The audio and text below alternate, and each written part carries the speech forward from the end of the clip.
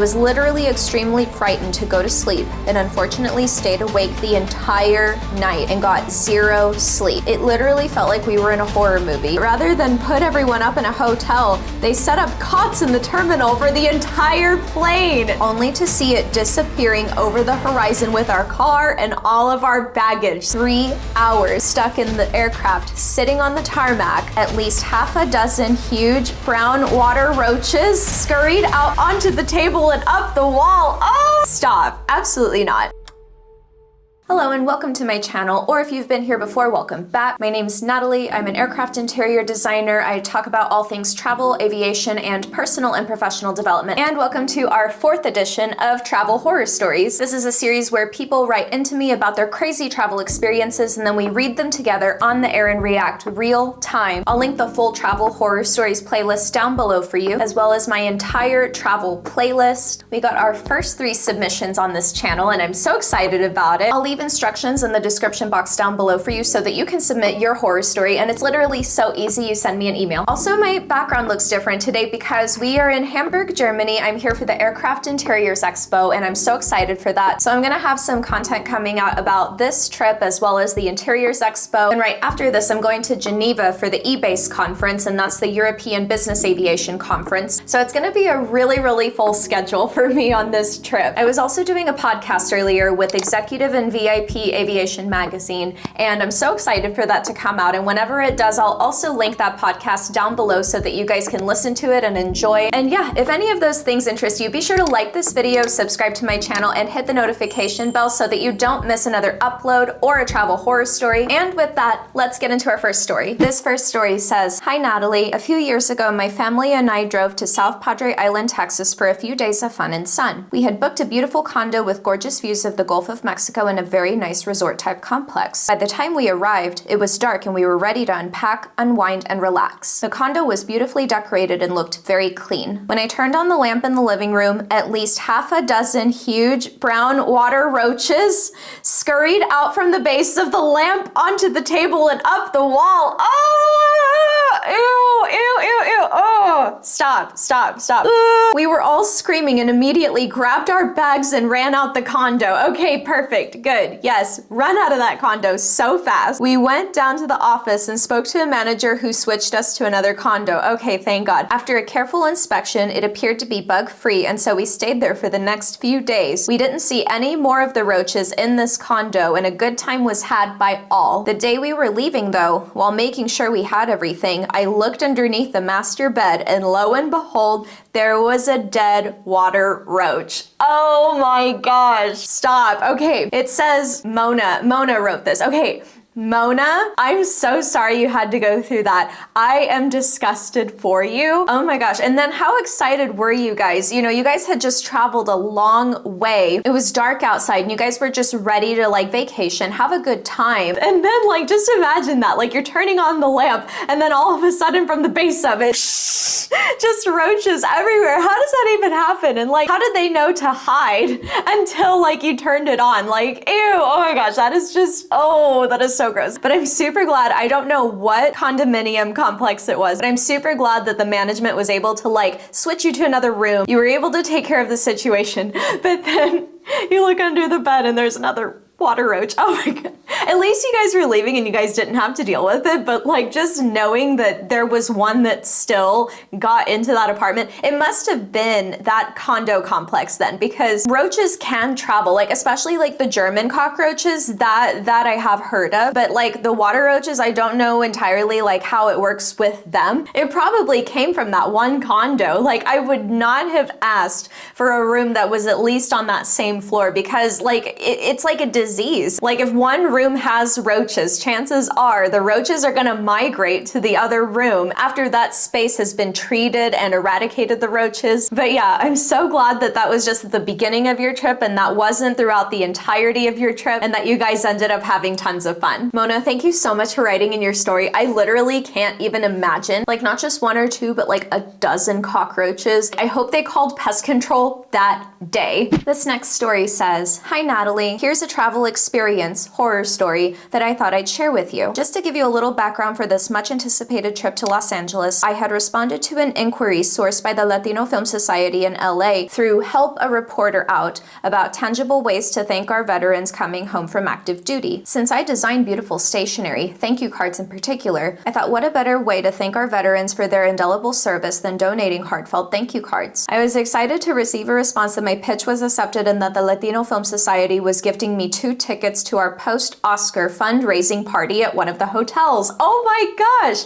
You went to an Oscar party? Oh my gosh! That is literally so much fun. Oh my gosh, that's like once in a lifetime opportunity stuff. In the weeks to come, I worked on creating 100 beautiful gift boxes with the thank you cards and had them shipped to LA prior to my departure. Later, I emailed a business associate about the 2 complimentary tickets, and needless to say, she jumped at the idea of attending a post-Oscar party in Los Angeles. We booked our airline tickets and our hotel stay, and our excitement turned into a dizzy spell of shopping for a new gown, shoes, and all the paraphernalia that goes with red carpet anticipations. Oh, I love this for you so much. I would so be there with you. That is one of my favorite things, like especially when it's an event like that where it's like full ball gown, black tie, and picking a dress is so important. It's like, oh my gosh, there's gonna be flash photography, like all the angles gotta look right, like that takes time. And I'm literally so excited for you that you got to do this. Like I feel like I'm going, oh my gosh. Then came the moment of truth. The night before our departure, we had one of our worst winter storms in DC, Virginia. My business associate and I kept in touch over the phone, monitoring reports of updates on our flight out of Washington Dulles. I was concerned about traveling in the snow while she kept reminding me to keep the faith in that we were going to fly out as planned. I, of course, was secretly hoping that all the flights would be canceled and I could snuggle back in bed.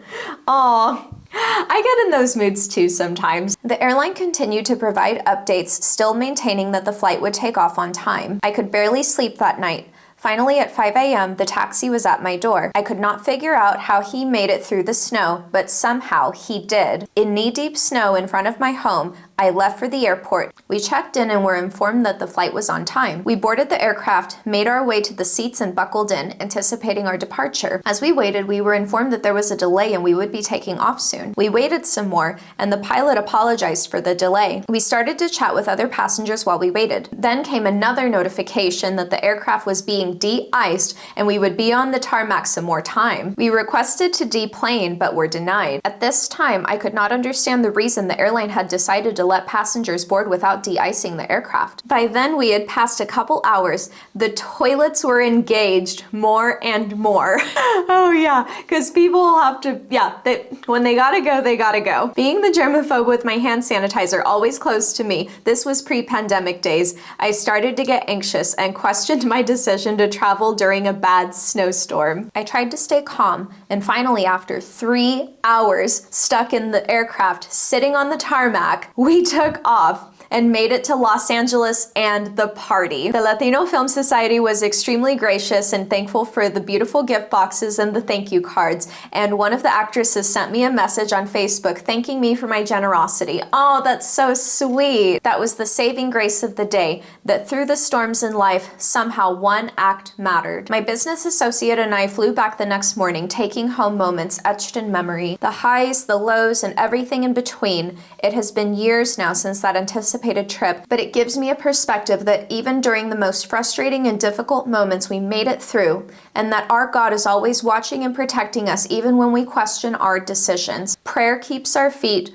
on the ground even when we're flying. Oh, that's so beautiful. Lancia, I love that. I literally love that so much. That is so beautifully written. I always joke with my brother that our travel experiences give us something to talk about when driving back home from the airport, or we would have little to say. I still do believe that the airline should not have boarded the passengers before de-icing the aircraft. In defense of the airline, however, I do not know the protocols that impacts every decision that follows. So that's a very good point. And I only have so much visibility on that as to what that might be. And the only thing I can really think of is that they had a schedule. They probably had to board everybody by a certain time. It might have also been somebody who maybe thought that the aircraft was de-iced enough, and maybe it wasn't de-iced to the point that it should have been to where it's like safe for flying. That's also very likely. So yeah, I would say it's those two things. It's probably just schedule constraints. They probably just wanted to keep everybody on a certain timetable, and they probably thought, okay, yeah, we're ready to board, we're good to go, and we're staying on schedule. schedule, but then you guys ended up being delayed for 3 hours anyhow. And I can't imagine how cold that must have been. I'm so sorry. And you don't mention that in your story if you guys were cold or how the temperature was inside. And I really, really hope there was at least enough heat to like keep you guys nice and warm. But still, what an inconvenience. It might also be seen as like a way to like maximize efficiency. Like if the airline were to have everybody board and then just wait for the plane to be de-iced and then the aircraft is like ready to go instead of like de-icing it and like having everybody board. That could be a reason as well. I know you were looking forward to like staying in and snuggling and everything, but I'm honestly so glad that you at least got to go to this post-Oscar party, and you probably looked so beautiful in your dress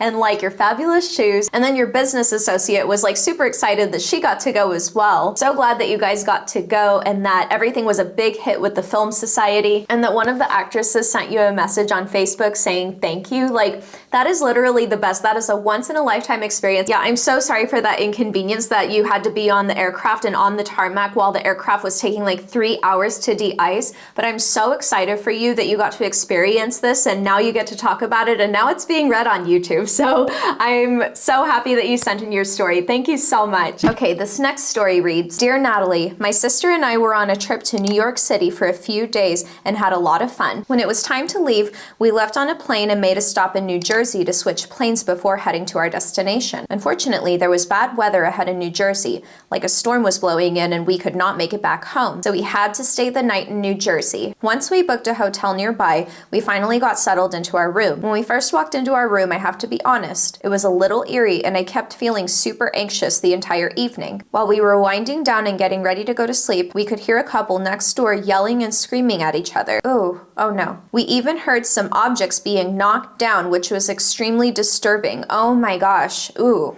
Oh, I hate that. We called the front desk and notified them, and they told us they will send someone to check on our hotel hall. The disturbing noise suddenly stopped when a guard was walking down the halls, making sure there wasn't anything shady going on. I was literally extremely frightened to go to sleep and unfortunately stayed awake the entire night and got 0 sleep. It literally felt like we were in a horror movie. My sister and I left first thing in the morning, and it was literally such a huge relief to be out of there and on our way home. I've never felt so relieved to be back in our hometown. Oh my gosh, that's so, I hate that so much. And then especially when you're in like a random place and you're traveling, like anything shady going on like that, where it's like, you know, two people are kind of at it with each other, or like it just completely catches you off guard. I'm sure like you and your sister were like still on a high from like all of the fun that I'm sure you guys had in New York, and then you just expect to have a layover in New Jersey, like you're almost home, and you just don't really expect anything super crazy to happen like on that second leg connecting you back home,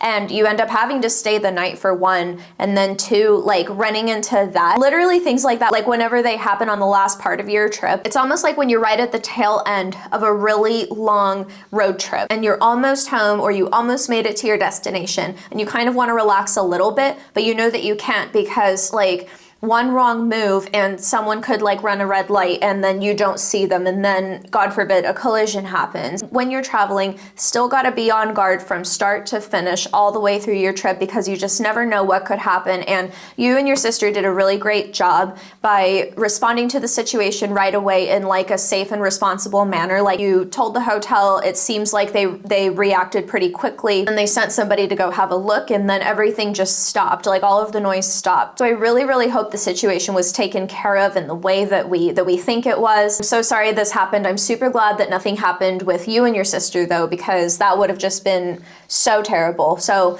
good for you for being responsible and calling the hotel front desk, letting them handle it from there, so that way you don't put yourself in harm's way either. Biggest applause. Great job, Cat Mom. I'm very proud of you, and thank you so much for writing in your story. Okay, so actually these next few stories are gonna be from Reddit, because the first 3 stories were actually written into me. Thank you so much again for your stories. I'm so excited that I have some submissions coming in. But yeah, the rest of these will be from Reddit. This next story says, Dear Natalie, 35 years ago I went on a road trip from Germany to Italy to Greece with some friends, and we took the ferry from Italy to Greece. Had a lovely time every place we went, and then came back to take the ferry ride back to Italy before driving on to Germany. We loaded the car onto the ferry before anyone else and saw that we had a couple hours before it was supposed to depart, so we went and got something to eat and do a last bit of sightseeing, but we still got back to the dock with a solid 30 minutes before the ferry left, only to see it disappearing over the horizon with our car and all of our baggage. Stop! Are you kidding me? No. It seems that we got to Greece, spent an entire week there cruising around from town to town, having a fantastic time, and never once realized that we were in a different time zone than Italy, so our watches were all set an hour behind local time. We explained it to the ferry company and they said that we could just take the next one over and our car would be waiting for us. We were a little skeptical because the car had been locked with the parking brake on. For added fun, ours was the first car on, so it had to be the first one off before anyone else could drive ashore. When we finally got to Italy, we saw our car waiting for us on the dock, surrounded by stevedores who were laughing their off at us for a good 15 minutes. No, okay. That's rude. Like, why? I mean, I'm sure that they meant it all in good fun. Well, you know, looking at the bright side of it and, you know, thinking the best of people, you know, it's like, oh, they're not making fun of you. I mean, maybe they were just a little bit, but I mean, but surely that's happened to somebody else. I mean, but I would just be freaking out too. Like, imagine like, yeah, leaving your car all the way over there and like thinking, okay, yeah, it's gonna be fine. We're just gonna leave it there. We're gonna do some last minute gift shopping and we're gonna just take in the last few moments before we go. And then with the clocks being behind too, I mean, that just totally adds to it. At least it sounds like nobody messed with your car, nobody messed with the luggage that was inside. I'm so glad your car was okay, and I'm so glad, like, and at least they were cooperative as well. Like, you know, like, oh yeah, you can take the next ferry, but my heart would just be racing. Like, if that were me, my heart would totally be racing. If you happen to be embarrassed by it, don't be embarrassed. Like, I can totally see how that would happen, and at least now you have a funny story to tell, but I'm sure you were freaking out. I would have freaked out too. I'm so sorry that happened, but I'm so glad that your car and your belongings were safe. Okay, this next story says, Dear Natalie, I've got plenty of horror stories, but here are two of the best and worst stories. 2006, flying direct from Philadelphia to Rome. No delays, everything is smooth, and we take off just fine. 2 full hours over the Atlantic, the pilot comes over the speaker and says we're losing tire pressure and we won't be able to make it to Rome. Ooh. In order to have a safe landing, we need to turn around and go back to Philly. What? Wait a second. Oh, well, I guess just being 2 hours out, okay, yeah, they would turn around and go back, yeah, because once you're over the pond, like, when's the next time you're gonna land at that point? Completely sucks, but you understand because it wouldn't be safe to keep going. Yeah. Some time goes by and the pilot comes on again and says that we won't make it to Philly, so we need to land in Boston. We land and they tell us that they're going to do some maintenance and we'll be on our way again. Pretty miserable at this point because we've been on the plane for about 4 hours and we're nowhere close to our destination. Time goes by and we're still on the plane. They tell us this airport doesn't have the tools they need, so they're officially canceling our flight. No, absolutely not. It's late in the middle of the night at this point, but rather than put everyone up in a hotel, they set up cots in the terminal for the entire plane. Not cots. Are you kidding me? Cots? No. What airline was this? Stop. Absolutely not. Needless to say, no one is sleeping because everyone is on the phone trying to figure out new flights. Morning comes and we're still no closer to a new flight, so we venture into Boston, bags in tow, to find some breakfast. We head back to the airport later and stand in line at customer service for 5 hours to try to rebook. Finally get a flight for that evening, pop a sleeping pill because I've been up for God knows how long at this point, and pass the out for 9 hours until we finally land in Rome. Miserable. Oh my gosh, that is so awful. I'm glad you at least made it to Rome after all that, but they should have compensated you. They should have given you a hotel. Like, that's just beyond me. They gave you cots to sleep in the airport. I can see why they needed to land in Boston because I'm sure that like that was probably the nearest airport, like coming from the Atlantic 2 hours out. Boston was probably the closest, and so it's like, okay, yeah, we just need to land and we just need to get this tire fixed. But to give you guys cots, like, cots? I'm sorry, like, that's just beyond me. I'm like, who was it? Story number 2, 2008. Traveling with a group of 60 from the local high school from Philadelphia to Auckland, New Zealand, and Sydney, Australia. Multiple layovers because the tour leaders were trying to save money. First stop is somewhere in North or South Carolina. Major thunderstorm as we're about to take off, so we sit down on the plane for about 3 hours. Oh my gosh, this is similar to Lencia's story when she had to sit on the plane for 3 hours while it was being de-iced. We landed our second location in LA with only minutes before our next flight. The entire group runs through the airport and tries to make it, but but we missed it by about 10 minutes. Oh gosh, still blows my mind that they didn't wait for 60 people who were only minutes away. Anyway, that's that. Now, as you can imagine, it's almost impossible to rebook one flight for 60 people. Oh my gosh. So we spent almost 24 hours living in the airport trying to figure out what to do. Eventually we have to go to a hotel. So here we are in LA for over 48 hours trying to find a solution. Eventually we're able to get a flight directly to Sydney, but no Auckland. We missed the entire week we had planned in Auckland, but guess at least we made it to Sydney? Oh no. Oh my gosh. Yeah, almost impossible to rebook one flight for 60 people. Man, that's a lot though. Like, I'm thinking of like kiddos in high school, and it's really, really hard to like rally everybody. It's almost like I don't want to say they're as hard as like, you know, toddlers or kindergarten, like, but it's pretty similar. Like, it's still a group of a bunch of people, and 60 people, there's always going to be somebody late, and then, you know, whoever the chaperones are have to like wait for them, and then the airline was probably like so over it at that point. Yeah, most of the time aircraft won't wait, and they will close the boarding door whenever they close it. I'm so sorry about that. I'm sure you guys were so excited to go to Auckland. Hopefully one of these days you get to make it over there. But yeah, at least you made it to Sydney, and I'm sure with you guys being late for that one flight